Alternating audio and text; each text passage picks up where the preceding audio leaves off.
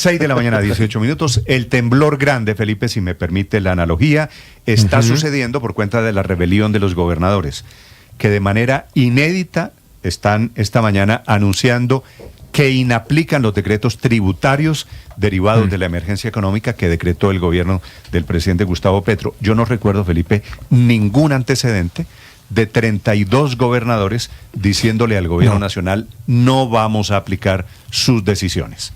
No, yo tampoco con el agravante de que le están diciendo, están utilizando un argumento del gobierno nacional, que es el de la excepción de inconstitucionalidad. Es decir, no aplican el decreto porque consideran que es un decreto inconstitucional, que es lo mismo que el gobierno había hecho el año pasado cuando se metió en el embeleco ese de la consulta popular. Desconociendo el no del Senado, ¿no? Esa fue la aplicación de la jurisprudencia curiosa del doctor Eduardo Montealegre, ministro de Justicia, bueno, Felipe. No está Montealegre, pero dejó la huella. Y los gobernadores hábilmente de todas las corrientes políticas. Claro, Néstor. Aquí hay unos de derecha, unos de centro, unos de izquierda, pero todos están de acuerdo en que el daño, básicamente la expresión no la utilizan ellos, la utilizo yo, Felipe, es un raponazo del gobierno nacional a las platas locales, que el gobierno le está metiendo la mano en el bolsillo de las regiones para quedarse con muchos billones de pesos. Lo dijimos aquí la semana pasada, Néstor, entre las cosas que hablamos esa. Es que esos impuestos del licor y el cigarrillo son para las regiones. Por supuesto, no se van a dejar tumbar, por llamarlo de alguna manera, esa plata, y pues están aplicando ese principio de inconstitucionalidad, que por supuesto es un tema académico, debatible y tal, pero más me sorprende, o no me sorprende, debo decirlo, me debería sorprender el lenguaje de matones que utilizan los ministros para amenazarlos. Ah, bueno, Felipe, están haciendo su trabajo. Pero además el ministro Benedetti amenazando cuando los gobernadores están, como lo dice Néstor, utilizando los argumentos que él defendía pues ahincadamente con el exministro Montealegre hace solo algunos meses.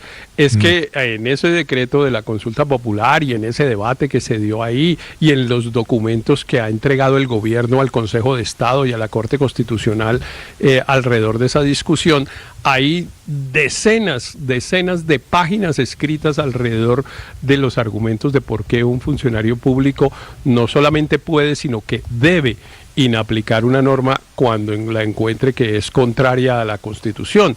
Y entonces, pues bueno, ahora ver al ministro Benedetti en esa postura, pues es un poco raro. Pero Néstor, déjeme decirle dos cosas adicionales.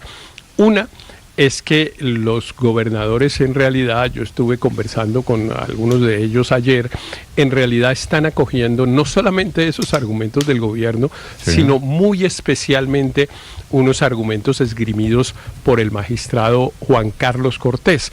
Usted sabe que es el magistrado Cortés el que es ponente justamente en la Corte Constitucional de la revisión del decreto tributario, no del que declaró la emergencia. No del madre, sino del subsidiario. Sí, exacto, el que es ponente es Camargo, en el otro es el magistrado Cortés. Y usted sabe también que hay decenas de personas que le han pedido a la Corte Constitucional que suspenda estos decretos. Sí. En una discusión de si se puede suspender provisionalmente o no. Pues resulta que el magistrado Cortés, cuando la Corte discutió el tema de la suspensión provisional, dijo que a él no le parecía que la Corte tuviera facultades para suspender provisionalmente normas, que lo que tenía que hacer la Corte era acudir a la figura de la excepción de inconstitucionalidad cuando encontrara que hubiera una norma manifiestamente contraria a la Constitución. Y entonces los gobernadores, además de inaplicar, digamos, en las liquidaciones tributarias de los impuestos a consumo, en los casos particulares que ellos administran, lo que le van es a pedir al magistrado Cortés que aplique ese argumento que él mismo esbozó en el auto del 2023 y que decrete la excepción de inconstitucionalidad en el proceso de revisión del decreto tributario. La rendija que están encontrando para tumbar la emergencia económica. Y es muy posible que pase, y la Corte Constitucional está en plan de tramitar todas estas demandas rápidamente. Son las 6:23 minutos. Los gobernadores tienen la teoría, que es correcta, Felipe, que si aumentan el valor del IVA, como lo propone, como lo establece la norma, el decreto del gobierno, de los licores regionales, de los aguardientes, de los rones, que pasaría de 5 a 19%, la gente va a consumir menos porque aumenta notablemente el precio. Se aumenta el contrabando y sin duda se aumenta el contrabando, sin duda. Y esas rentas que hoy son para ellos se las tendrían que girar directamente al gobierno nacional. Es decir, el gobierno nacional se va a fondear con plata que hoy es para la salud y es para la educación de las regiones. Por eso, en esta batalla están todos los gobernadores. Son las 6 de la mañana, 24 minutos. 17 la firman, pero están los 32 gobernadores de Colombia, inclusive el gobernador Amaya de Boyacá, Andrés Carmona. Néstor, buenos días. Luego del anuncio del gobernador de Antioquia, Andrés Julián Rendón, de acudir a la excepción por inconstitucionalidad contenida en el artículo 4 de la Constitución para no aplicar en el departamento el decreto 1474 de 2025 que establece medidas tributarias y nuevos impuestos en el marco de la emergencia económica expedida por el gobierno nacional, la mayoría de gobernadores del país se le pararon en la raya al Ejecutivo. La reunión convocada en la sede de la Federación Nacional de Departamentos, que se extendió por varias horas y en la que estuvieron presentes 17 mandatarios de los departamentos de Atlántico, Tolima, Chocó, Risaralda, Nariño, Meta, Amazonas, Guainía, Huila, Putumayo, San Andrés, Caquetá, Caldas, Quindío, Valle, Antioquia, Boyacá y Cesar, concluyó con el anuncio de que los 32 dirigentes departamentales buscarán caminos jurídicos para evitar los efectos negativos de los nuevos tributos, especialmente el aumento del impoconsumo y del impuesto del IVA del 5 al 19% a diferentes tipos de licores y cigarrillos, los cuales generan buena parte del recaudo tributario en estas regiones y que tienen como destino temas sociales como educación, salud y deporte. La gobernadora del Valle, Dilian Francisca Toro.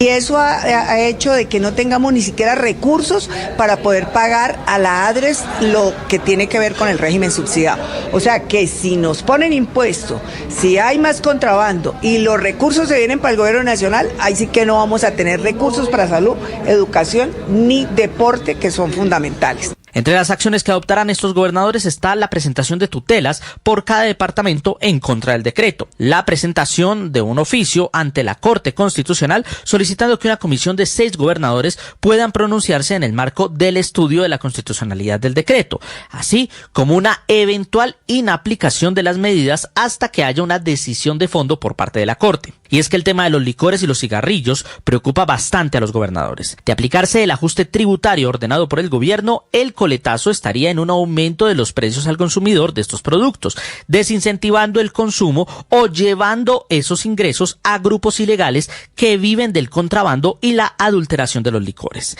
El gobernador Rendón. Sin duda alguna, los que están asociados al hipoconsumo de los licores, pero también el asociado al IVA. Es que en el caso de la fábrica de licores de Antioquia, tendríamos que girarle a Petro durante este año más de 720 mil millones de pesos, que son recursos que se podrían crear en Antioquia o en cualquiera de los otros entes territoriales donde la fábrica de licores vende su aguardiente, su ron o cualquiera de sus productos. Gobernadores cercanos al gobierno, como Luis Alfonso Escobar de Nariño, quien además es integrante del pacto histórico, ve con recelo los nuevos impuestos y aunque no está de acuerdo en inaplicar el decreto, sí propone instaurar tutelas que suspendan sus efectos. Sin duda, porque mire, la mayor parte de nuestras rentas entran en el primer mes de enero porque nosotros hacemos los carnavales y dependen del aguardiente.